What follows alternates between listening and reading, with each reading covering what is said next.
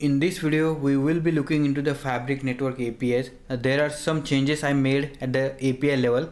So let's jump into the VS Code. So previously we had hard coded for the organization one only. So whatever the user we are getting, so we were registering and the enrolling for the organization one only. But now I have made some changes, like from the API, from the client we will get username and the organization name. Like this, in register user you can get we will get username and organization name, and it could be organization 1 or organization 2 depending on this organization 1 and organization 2. So I made some changes at the API level, like in helper.js, whenever we get organization 2 user, so we can enroll that user for the organization 2, and we get some specific connection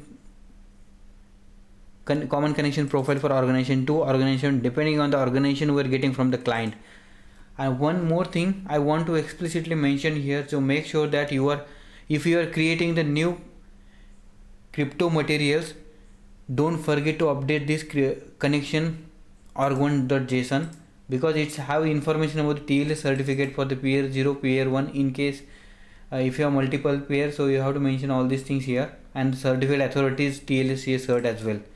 So make sure that every time whenever you are creating the crypto material, add those updated crypto material in this file for the organization 1 and for the organization 2 as well, because we have separate common connection profile for both of the organization, and we are handling it in helper.js. You can see get registered user, we are getting CA URL as per the get CA URL method. Here we have created one function,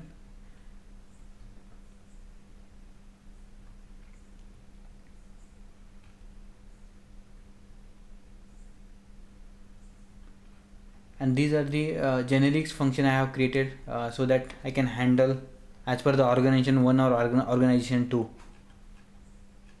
There are some changes I made. You can just go through these things, you will get to know easily.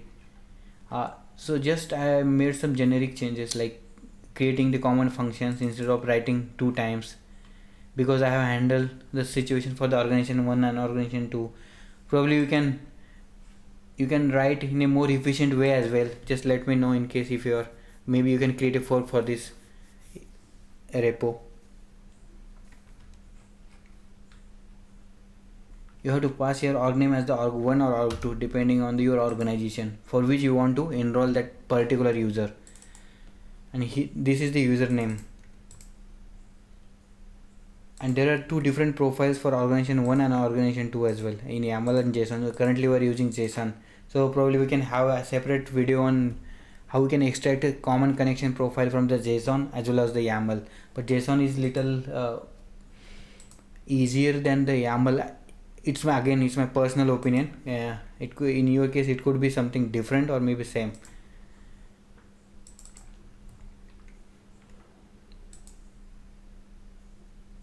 That's it for this video. Thank you so much. Stay tuned for the more update.